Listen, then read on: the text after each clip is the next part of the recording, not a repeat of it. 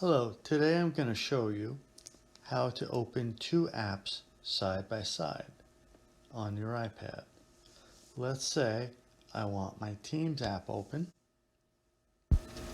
So I tap Teams, but I also want my OneDrive open, for example. So I'm going to use this as a pointer. You come over here and swipe up. And once I get that bar with my apps on it, I'm going to grab my OneDrive and drag it up.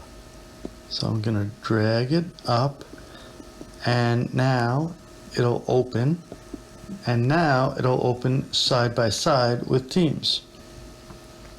I can then take this middle and drag it side to side. Make one bigger and one smaller.